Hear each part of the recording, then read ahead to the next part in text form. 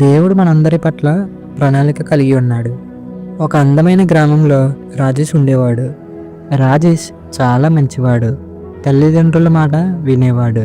తెల్లవారుజామునే లేచి ప్రార్థన చేసుకునేవాడు. అలాగే కష్టపడి పని చేసేవాడు, బాగా చదివేవాడు. కానీ ఒక విషయంలో ఎప్పుడూ బాధపడుతూ ఉండేవాడు. రాజేష్కి ఉన్న బ్యాడ్ హ్యాబిట్ ఏంటంటే రాజేష్ ఎప్పుడు కూడా వేరే వాళ్ళతో తనని తాను కంపేర్ చేసుకుంటూ పోల్చుకుంటూ ఉండేవాడు. రాజేష్కి ఒక ఫ్రెండ్ ఉండేవాడు, తనకన్నా బాగా చదివేవాడు. రాజేష్ తన ఫ్రెండ్ని చూసి వాడిలాగా నేను బాగా చదివితే బాగుండు అనుకునేవాడు. అలాగే రాజేష్ కన్నా ఎవరన్నా ఫాస్ట్గా పరిగెత్తినా లేదా గేమ్స్లో ఫాస్ట్గా ఉన్నా వాళ్ళలాగా నేను కూడా ఉంటే బాగుండు అనుకునేవాడు. అలాగే వాళ్ళ ఇంటి పక్కన ధనవంతులు ఉండేవారు. వాళ్ళని చూసి వాళ్ళలాగా నేను ధనవంతుని అయి ఉంటే బాగుండు అనుకుంటూ ఉండేవాడు. అలాగే ఎవరైనా రాజేష్ కన్నా ఏదైనా విషయంలో ఉన్నవాళ్ళు అయితే వాళ్ళని చూసి నేను కూడా అలా ఉంటే బాగుండు అనుకుంటూ ఉండేవాడు. అలా తనని తాను కనిపించిన ప్రతి ఒక్కరితో కంపేర్ చేసుకుంటూ పోల్చుకుంటూ ఆ రోజంతా బాధపడుతూ ఉండేవాడు.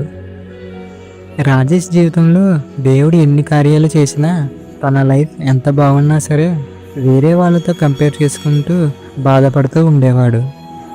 దేవుడిచ్చిన దాంట్లో సంతోషపడకుండా అలా లాస్ట్కి కంపేర్ చేసుకుంటూ డిప్రెషన్లోకి వెళ్ళిపోతాడు. తను మెల్లగా ఎంతగానో డిప్రెషన్కి వెళ్ళిపోతాడు అంటే తనకి చదువు మీద మెల్లగా ఇంట్రెస్ట్ పోతుంది. అలాగే మెల్లగా ప్రేయర్ చేయడం కూడా మానేస్తాడు. చర్చికి వెళ్ళడం కూడా మానేస్తాడు. ఎవరితోనూ కలవడానికి కూడా ఇష్టపడేవాడు కాదు. నా లైఫ్ ఇంతే, నేను సక్సెస్ కాలేను, నేను ఎందుకు పనికిరాను అని బాధపడుతూ ఉండేవాడు. ఇవన్నీ చూసిన ప్రభువైన యేసుక్రీస్తు ఒకరోజు రాజేష్ వాళ్ళ ఊరికి పాస్టర్ గారిని పంపిస్తారు.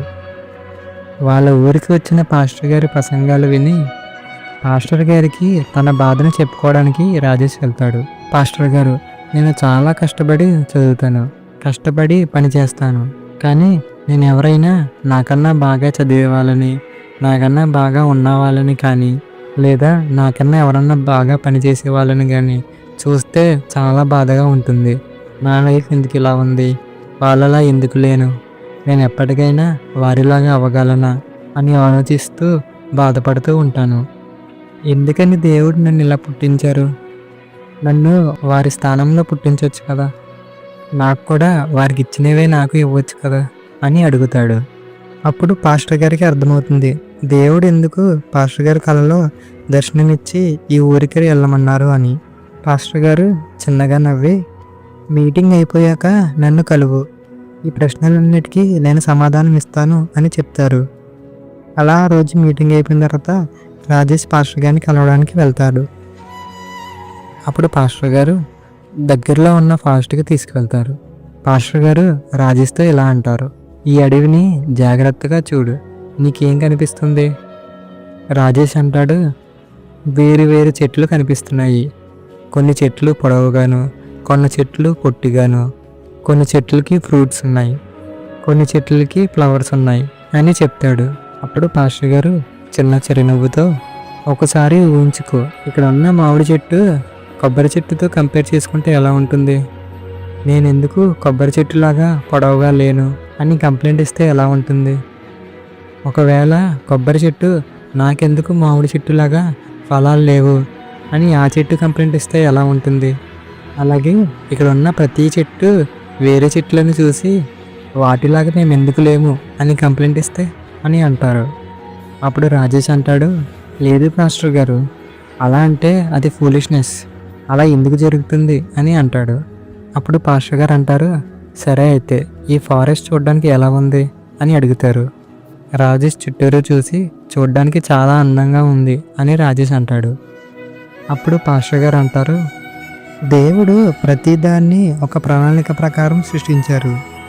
దేవుడు తెలుసుకుంటే ఈ అడవిలో ఉన్న చెట్లన్నీ ఒకేలాగా సృష్టించలేరా?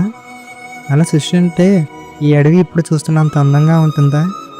ఎప్పుడైతే ఈ వింత వింత చెట్లు, ఈ ఫలాలు ఇచ్చే చెట్లు ఇవన్నీ కలిసాయో అప్పుడే ఈ అడవికి ఇంత అందం వచ్చింది.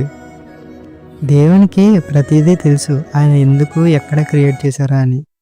ఆయన అలా క్రియేట్ చేయడానికి కూడా ఒక ప్రణాళిక ఉంటుంది. సూర్యుడు నీలాగా చంద్రుడిని చూసి కంపేర్ చేసుకుంటే, కంప్లైంట్ చేసి దేవుణ్ణి అడిగితే, దేవుడు ఒకవేళ సూర్యుడిని చంద్రుడిలాగా సృష్టిస్తే మనకి వెలుగు ఉంటుందా? ఉండదు కదా! అలాగే ఎవరిని ఎలా పుట్టించాలో, అవి ఎవరిని ఎక్కడ పెట్టాలో, ఎవరికి ఏమివ్వాలో దేవునికి ఖచ్చితంగా తెలుసు. మనం చేయాల్సింది ఒకరితో ఒకరు కంపేర్ చేసుకోవడం కాదు. మనం దేవుణ్ణి అడగాలి. దేవా, నన్ను ఎలా నిలబెట్టాలనుకుంటున్నారు? నన్ను ఎలా వాడుకోవాలనుకుంటున్నారు? అని దేవుని ప్రణాళిక తెలుసుకుంటే దేవుడే మనకి దారి చూపిస్తారు. దేవుడు ఖచ్చితంగా ఎవరి స్థానాల్లో వారిని పెడతారు. మన దేవుడు ఎప్పుడూ కూడా ఎవరికీ తక్కువ చేయరు. నిన్ను ఇలా పుట్టించడానికి కూడా దేవుడికి ఏదో పర్పస్ ఉండుంటది. నువ్వు చేయాల్సిందల్లా దేవునిలో నడుస్తూ, దేవుడు నీకిచ్చిన జ్ఞానాన్ని, తెలివిని వాడుకుంటూ నీ జీవితంలో ముందుకు వెళ్ళడమే. అప్పుడు దేవుడే నిన్ను ఉన్నత స్థాయిలో నిలబెడతారు అని పాస్టర్ గారు చెప్తారు. అప్పుడు రాజేష్ తాను చేసిన తప్పును తెలుసుకొని, ఆ రోజు నుండి తన జీవితాన్ని మార్చుకొని దేవునిలో ముందుకు వెళుతూ, రోజు చర్చికి వెళ్తూ, తెల్లవారుజామునే లేచి ప్రార్థన చేసుకుంటూ, దేవుడు తనకిచ్చిన ప్రతి దానికి దేవుని స్తుతిస్తూ, దేవునికి కృతజ్ఞత చెప్పుకుంటాడు. అలా తను దేవునిలో ఉండడంతో దేవుడు తనని ఉన్నత స్థాయిలో నిలబెడతారు. చూడండి ఫ్రెండ్స్, దేవుడు మనకి జీవితాన్ని ఇవ్వడానికి, మనకి స్థితిని ఇవ్వడానికి